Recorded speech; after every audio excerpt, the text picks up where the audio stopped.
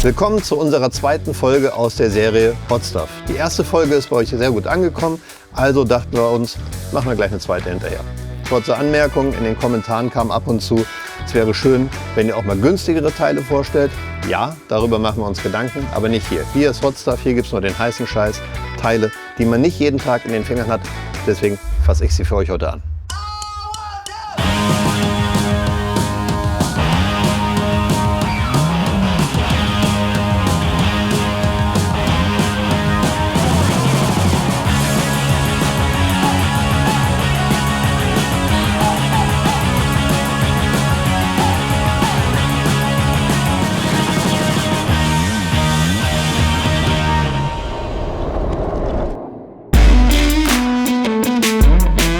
Das erste Produkt, was ich euch heute vorstellen möchte, ist von der Firma Dexter, und zwar diese Bremszange Atomica. Die Atomica ist eine radial verschraubte Bremszange. Davon gibt es einige am Markt, aber noch nicht so etwas. Denn diese hier, die hat 6 Kolben anstatt 4 Kolben, wie normalerweise üblich, hat deswegen auch eine weitere Verschraubung und passt deswegen nur mit dem dazugehörigen Halter. Der wiederum ist nur für Linksträgergabeln geeignet. Das heißt Automatikgabeln wie ET4, ZIP und so weiter. Wollt ihr also diese Bremse in einen Klassikroller einbauen, braucht ihr als erstes mal eine Automatikgabel. Als Belege kommen die Belege der Ducati 916 zum Einsatz. Die muss man übrigens separat bestellen, weil Dexter verschiedene Varianten davon anbietet. Wofür brauche ich das? Ganz klar für die Rennstrecke. Die Atomica ist mit ihren 6 Kolben und der großen Kühlfläche eindeutig für die Rennstrecke prädestiniert.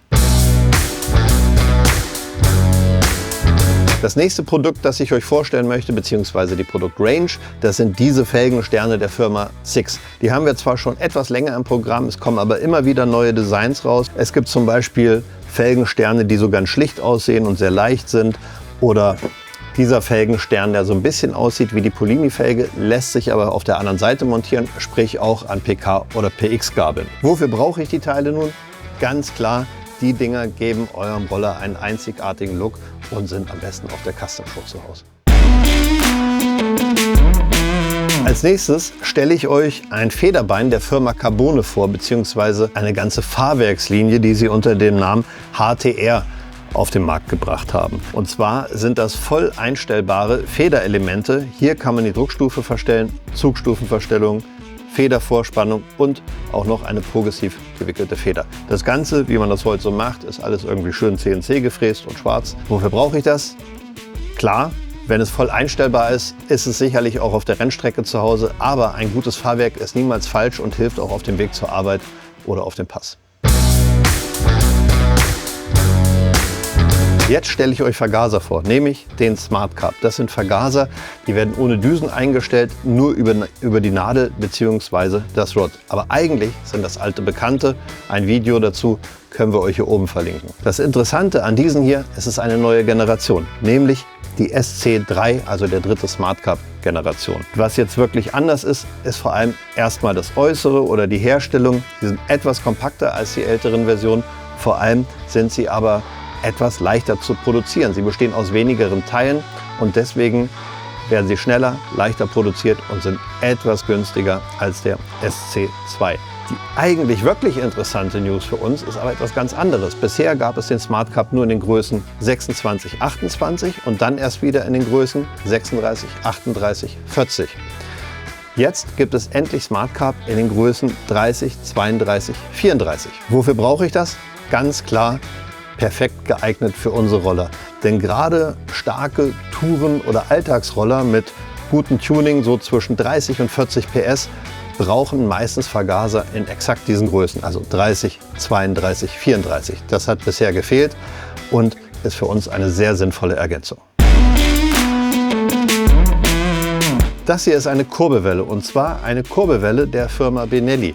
Sie ist für die Vespa T5 Modelle entwickelt und hat 62 mm Hub und ein 116 mm Pleuel. Damit eignet sie sich perfekt, um mit unserem Performance 199 T5-Zylinder verbaut zu werden. Das Wichtigste ist, sie ist eine Drehschieberwelle, was ich bei der T5 besonders gut finde, denn die T5 hat so einen schönen breiten Drehschieber, da würde ich gar keine Membran verbauen. Die Welle hat hier eine Verzahnung für die Kupplung, das passt perfekt zu unserem Verbindungssystem mit der Kupplung, und verfügt auch noch über mehrere Ausgleichsgewichte. Ist sehr schwer, sehr hochwertig. Wofür brauche ich also diese Kurbelwelle? Wie gesagt, perfekt für unseren 199er Zylinder, denn mit etwas mehr Hub kann man dem Ganzen noch ein bisschen mehr Drehmoment verpassen. Das Beste kommt zum Schluss, zumindest in diesem Fall mein persönliches Bestes, denn ich bin ein echter Fanboy von dem, was ich euch jetzt vorstelle. Und zwar sind das die Sitzbänke der Firma Trezzi. Hier in der Mitte zum Beispiel haben wir eine Snetterton-Sitzbank, eine klassische Rennsitzbank für Lambretta-Modelle. Eine Form, die mich früher ehrlich gesagt nie so hinterm Ofen hervorgelockt hat, bis ich diese Sitzbank hier gesehen habe. Es gibt hier einmal dieses T-Stück, das kann man so aufklappen. Dann befindet sich bei der Lambretta hier der Tankdeckel. Der Teil ist fest verschraubt, aber das Ganze ist einfach so schön qualitativ hochwertig ausgeführt von Materialien und Verarbeitung und allem, was man sich nur vorstellen kann, dass ich einfach Lust hätte, mir so eine Sitzbank auf meinen Roller zu verbauen. Trezzi baut aber nicht nur Sportsitzbänke, Trezzi baut auch sehr, sehr hochwertige Replikas der Originalsitzbänke. In diesem Fall hier ist es die Sitzbank einer Lambretta DL bzw. Lambretta GP. Die hat ja immer dieses leichte Brotkastendesign.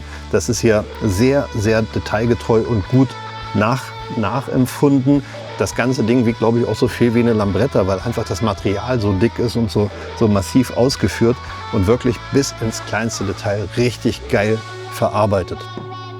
Hier auch am Beispiel einer Vespa-Sitzbank, einer GS erste Serie in grün mit noch diesem Originalmaterial. Ich weiß jetzt gar nicht, wie das heißt. Könnt ihr ja mal in die Kommentare schreiben. Aber allein das hier sieht schon so geil aus. Da möchte man immer nur einen halben Liter tanken, damit man besonders oft an die Tankstelle muss. Und hier hat man wie original diese Ösen. Alles qualitativ unglaublich geil ausgeführt. Die Qualität hat natürlich ihren Preis. Aber ganz ehrlich, wenn man das Ding einmal in den Händen hatte, dann merkt man, dass das Preis-Leistungs-Verhältnis eigentlich ganz gut ist. Braucht man so eine Sitzbank von Trezzi? Ja. Das war es wieder von Hot Stuff.